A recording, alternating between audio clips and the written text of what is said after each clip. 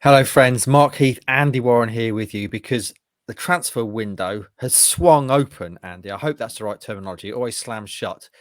So I guess it has to swing open today. Ipswich Town clearly going to do some business this summer. So we're here to talk about just that. I guess before we get on to the potential ins and outs, we should talk about, firstly, what has actually happened so far at Ipswich Town. They've brought two players in. Quick recap on that, Andy. Yep, two new arrivals, which I'm sure everybody's well aware of. We know strikers are incoming. One of them's joined already. That's Freddie Ladapo from Rotherham. They've signed a player that has scored more than 50 goals in 3 combined League One seasons, which is something Ipswich strikers haven't managed in that time. So they've brought in an upgrade there, and they've brought in Dominic Ball, a holding defensive midfielder who should, in theory, bring a bit of the grit, a bit of the muscle to a team that lacked that at times during the last few seasons. So on the face of things, two solid signings, but I'd also throw in Caden Jackson's new contract at this point as well, because in effect that is a Kieran McKenna signing. McKenna has chosen to give Caden Jackson a new contract at the club when he could have easily departed. So that is effectively Kieran McKenna choosing one of his 3 strikers potentially going into next season and giving Caden Jackson a new deal. So in some ways, a bit of a signing in himself. And that brings us on, obviously, to what might happen this summer, Andy, in terms of ins. 2 in the door already. There were 19 last summer, which obviously was, quote, a summer like no other. Hopefully it's not going to be quite that hectic this summer, but certainly there are areas that Town need to strengthen. And I guess the most obvious one is the one we've just talked about there, striker. So Freddie Ladapo in the door, Caden Jackson signed, Joe Pigott still under contract. What are we thinking about the ins? Should we start with strikers? Yeah, I think there will almost certainly be another striker coming in. They wanted 2 at the start of the summer. They've got 1, and my maths suggests that means there's still 1 more to come. So I think another striker is highly likely, and I think it's likely as well that you might kind of see a slightly different profile of striker coming in to what they've already got, in terms of Ladapo, who's a bit more of the kind of the box fox. I'm not going to call him the fox in the box. That's Francis Jeffers, but and then Jackson is kind of the athletic field stretcher. I think I wonder if they might go slightly different in profile there, but another striker, almost certain, I would say, which is what they need, because goals were an issue at various points in each of the last 3 seasons, particularly during the last one. So. Yeah, that's the number 1 on the list, but some other positions that need filling too. Yeah. Do you think that whoever the other striker is coming in, that will be the man, as it were, the main man striker? I would hesitate on actually saying that any of these strikers are going to be the main man. I think we might be in a situation where we're seeing Ipswich with 3 different strikers who offer slightly different things, and the hope would be that whenever each of them are called upon in different situations, they might be the main man at that time. So I think maybe it's a trap we maybe fell into a little bit last summer with Joe Pigott, thinking that there was the number 9 was on his back, that he might be the main man. I'm not sure there's going to be one potentially heading into this one. I think there's definitely room for kind of a marquee one in terms of signing and what and the route of that signature. Obviously, Ladapo is a free agent. I think there potentially might be a bit more of an outlay on a new one, but I think each of these strikers is going to have to contribute. Okay, so strikers definitely. Where else are we expecting strengthening then, Andy? Because there are some obvious areas, aren't there, that need filling? Well, the big one is the left side of the pitch, which we've spoken about for so long, about an imbalance in an Ipswich team that over relied on Wes Burns for far too long. You can't put that much pressure on somebody and have so much reliance on them. They need an answer on the left side, and I would think that's one that they would hope to have in the building, but at least by the start of the season on July the 30th, if not earlier than that, to kind of begin the bedding in process.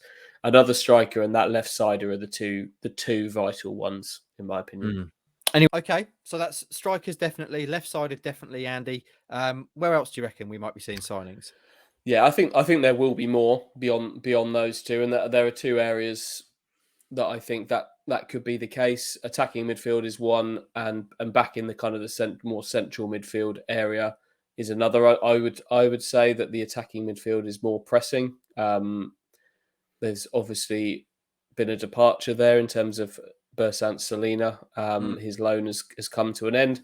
He's certainly one that's going to be in any kind of conversation, but from what we gather, it's not necessarily the top priority, which in itself can, I guess, is if they've set sights higher than that, then that's pretty exciting. So, but it's not. I don't think it's guaranteed that they'll necessarily move for one there. There's Connor Chaplin, who I think is going to take on an even bigger role this season as well, and Sonny Aluko in there as well. But I think maybe an attacking midfielder might be on the agenda. And then midfield's interesting because obviously Ball has already come into a unit that's got a lot of bodies in it.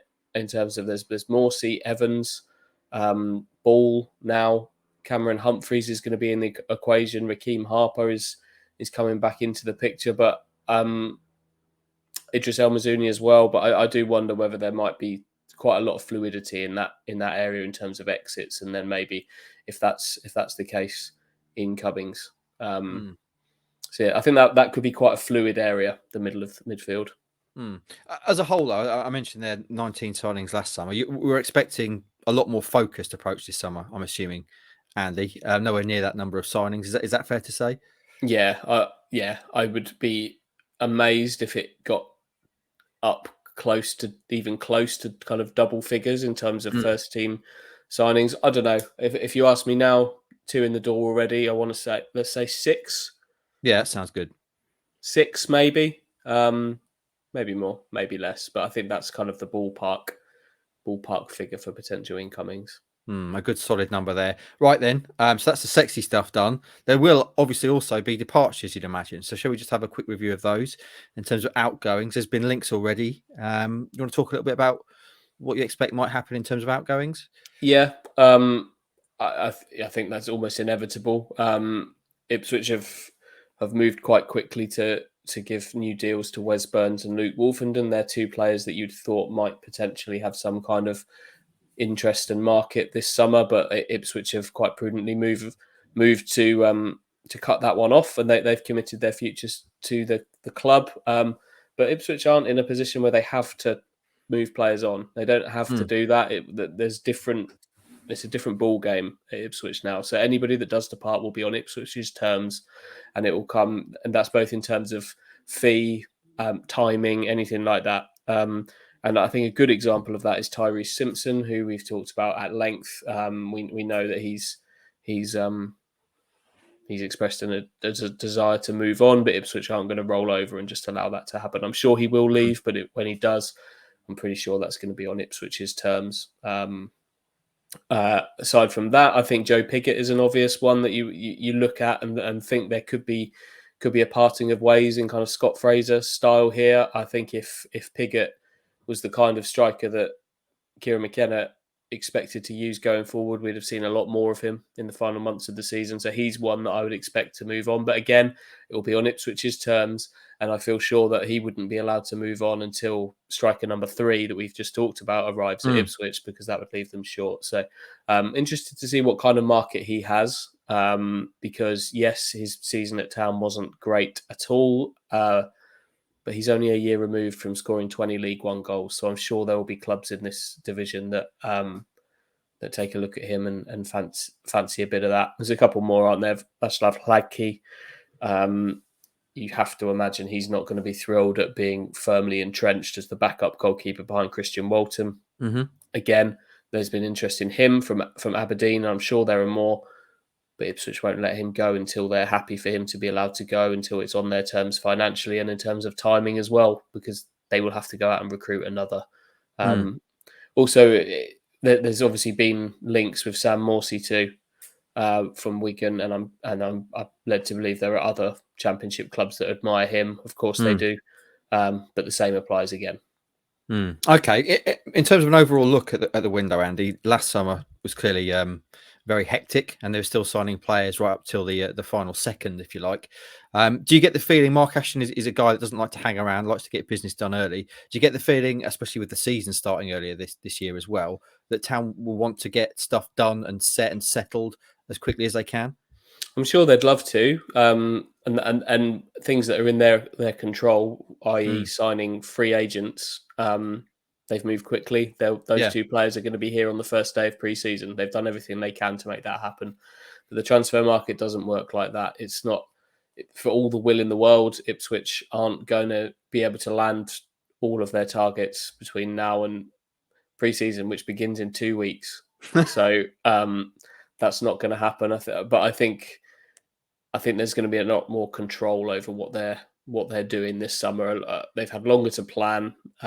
There's more bodies there to work on this. Like Mark Ashton was having to kind of do this as a one-man band last summer. Not quite the case now. They've built the recruitment department up, and there's a lot more kind of joined up dots there. So I think we can expect to see a thoroughly planned out and hopefully well executed summer from Ipswich. Perfect way to leave it then. That's what we think might happen. Time will tell. It's always exciting, isn't it? Transfer windows. Follow it all with us, and we'll see you again in the next video.